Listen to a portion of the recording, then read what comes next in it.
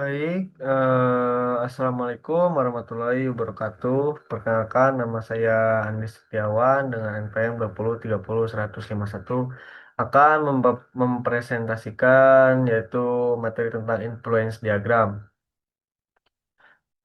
Yang pertama ada definisi influence diagram. Ya, itu ada penjelasan influence diagram sebagai representasi grafis hubungan kausal. Di situ influence diagram adalah representasi grafis yang menggambarkan hubungan sebab akibat kausal antar variabel dalam sistem keputusan. Diagram ini menampilkan bagaimana variabel input, keputusan, ketidakpastian, dan hasil saling berinteraksi dan mempengaruhi satu sama lain dalam model yang mudah dipahami secara visual. Nah, selanjutnya ada simbol utama. Ya, ada persegi panjang, itu keputusan, atau opal, ada ketidakpastian, dan berlian, itu nilai atau hasil. Diagram ini menggunakan simbol-simbol khusus untuk membedakan jenis elemen.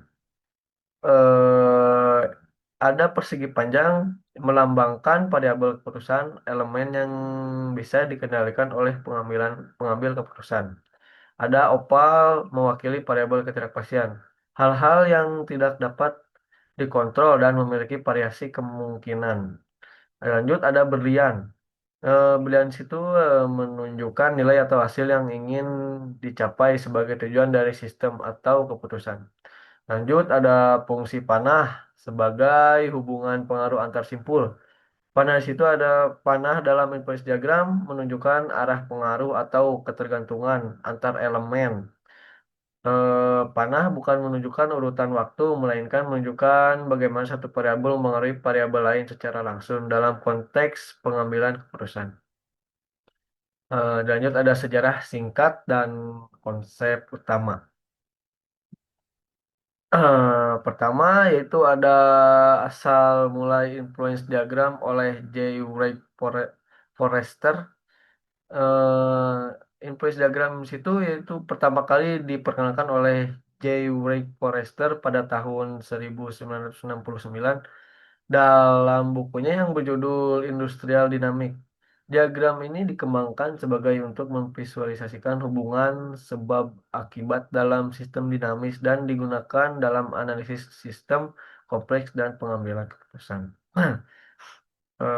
Yang kedua ada dua model utama dalam inverse diagram, ada konsep Forrester dan ada konsep Eden.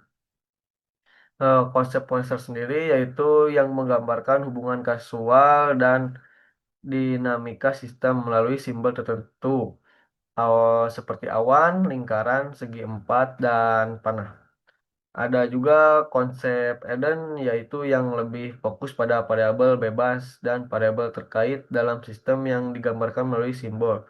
Seperti awan yaitu variabel bebas tidak terkendali, segi empat yaitu keputusan, lingkaran yaitu variabel sistem, ada juga opal yaitu hasil atau output. Nomor tiga yaitu ada peran influence diagram dalam pemodelan keputusan. Implosion diagram di sini berfungsi sebagai alat pemodelan yang memudahkan visualisasi hubungan sebab akibat dan pengaruh variabel dalam berbagai sistem. Alat ini membantu para pengambil keputusan memahami faktor-faktor utama yang mempengaruhi hasil akhir sehingga proses pengambilan keputusan menjadi lebih terstruktur dan efisien. Dilanjut ada komponen utama influence diagram. Yang pertama yaitu decision nodes yang dimana persegi panjang disebut persegi panjang persegi panjang sendiri itu pilihan keputusan. Simpul itu berbentuk persegi panjang menggambarkan variabel keputusan yang dapat dikendalikan atau ditentukan oleh pengambil keputusan. Lanjut ada change nodes yaitu opal yang artinya variabel ketidakpastian. Simpul ini berbentuk opal menunjukkan variabel ketidakpastian, yaitu yang tidak dapat dikontrol dan hasilnya bersifat probabilistik. Ada juga contohnya seperti kejadian yang mungkin terjadi secara acak yang mempengaruhi hasil keputusan. Value node yaitu berlian artinya hasil atau nilai tujuan. Simpul ini berbentuk berlian melambangkan hasil akhir, tujuan atau nilai yang ingin dicapai dari sistem atau keputusan. Simpul ini mencerminkan outcome yang menjadi fokus evaluasi pengambilan keputusan. Dan yang terakhir ada panah yaitu hubungan pengaruh antar elemen. Panah ini menunjukkan arah dan hubungan pengaruh antar simpul dalam diagram. Panah ini juga bukan menunjukkan aliran waktu, melainkan menggambarkan bagaimana satu elemen atau variabel mempengaruhi elemen lain dalam konteks pengambilan keputusan. Lanjut, ada cara membaca influence diagram. Yang pertama ada penjelasan alur pengaruh bukan alur waktu. Di sini dalam Lewis diagram, panah yang menghubungkan simpul-simpul menunjukkan arah pengaruh satu variabel terhadap variabel lain. Jadi bukan urutan kejadian atau alur waktu. Artinya panah sendiri menggambarkan hubungan sebab akibat dan ketergantungan, bukan kronologi atau proses waktu. Lanjut, yang kedua ada contoh dan membaca hubungan antar simpul. Di sini misalnya ada sebuah diagram menunjukkan simpul keputusan yang mempengaruhi variabel ketidakpastian, dan keduanya mempengaruhi hasil. Nah, dari sini kita bisa membaca bahwa keputusan yang diambil akan mempengaruhi probabilitas kejadian tertentu, serta kedua faktor tersebut bersama-sama menentukan nilai atau hasil akhir. Yang ketiga yaitu ada interpretasi panah untuk memahami pengambilan keputusan. Panah di sini di Influence diagram menunjukkan bagaimana satu elemen memberikan pengaruh atau berkontribusi pada elemen lain. Ada juga misalnya seperti panah dari simpul keputusan ke simpul ketidakpastian, berarti keputusan tersebut mempengaruhi kemudian kejadian. Dilanjut, ada fungsi dan manfaat influence diagram.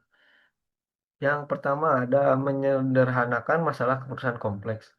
Di sini influence diagram membantu memecah masalah pengambilan keputusan yang rumit menjadi bagian-bagian lebih sederhana dengan memvisualisasikan hubungan pengaruh antar variabel.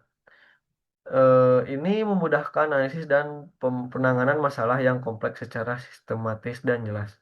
Dan kedua, ada mendukung representasi hubungan sebab akibat, yaitu diagram ini secara eksplisit menunjukkan hubungan sebab akibat dan ketergantungan antar elemen seperti keputusan, ketidakpastian, dan hasil. Ini juga memudahkan pemahaman bagaimana perubahan pada satu variabel dapat mempengaruhi yang lain dan hasil akhir. Ketiga, ada memvalidasi pengambilan keputusan berbasis data. Di sini dengan influence diagram, pengambilan keputusan dapat menggabungkan data dan informasi probabilistik untuk membuat keputusan yang lebih terinformasi dan rasional. Ini juga diagram ini juga membantu menilai berbagai opsi dan konsekuensi berdasarkan data yang ada. Dan terakhir ada alat komunikasi dan diskusi efektif antar pemangku kepentingan. Diagram ini menyediakan bahasa visual yang mudah dimengerti oleh berbagai pihak yang terlibat dalam proses keputusan, sehingga memfasilitasi komunikasi, kolaborasi, dan diskusi yang lebih fokus dan efektif antar manajer, analisis, dan stakeholders lainnya. Selanjutnya ada contoh aplikasi influence diagram. Yang pertama ada analisis risiko dalam proyek. Di situ ada di situ ada influence diagram digunakan dalam manajemen risiko proyek untuk memvisualisasikan faktor-faktor risiko yang bisa mempengaruhi keberhasilan proyek. Dengan diagram ini, para pemangku kepentingan dapat lebih mudah mengidentifikasi, mengevaluasi, dan mengelola risiko dalam proyek, seperti dalam pengembangan perangkat lunak atau konstruksi. sehingga pengendali resiko menjadi lebih efektif. Dan yang kedua ada pengambilan keputusan bisnis di tengah ketidakpastian. Di sini juga dalam bisnis, influence diagram membantu pengambil keputusan untuk memahami dampak berbagai ketidakpastian ekonomi, pasar atau operasional pada pilihan strategis. Strategis. Diagram ini memudahkan analisis berbagai skenario dan konsekuensi yang mungkin terjadi sehingga keputusan yang diambil lebih rasional dan terinformasi dengan baik. Nah, yang terakhir ada investasi keuangan dan perencanaan strategis.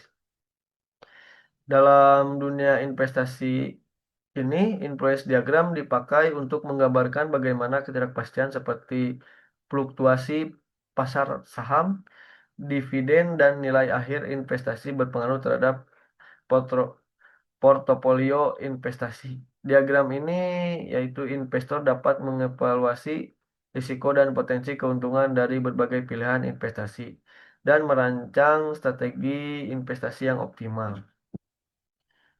Selanjutnya ada kesimpulannya yaitu impulse diagram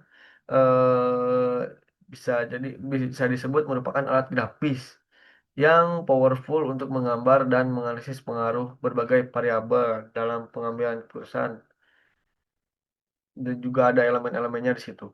Dengan simbol dan hubungan yang jelas, diagram memberikan pemahaman holistik terhadap sistem keputusan, memungkinkan pengambilan keputusan yang lebih efektif dan efisien.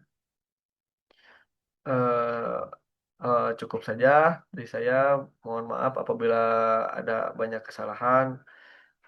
Sekian, terima kasih.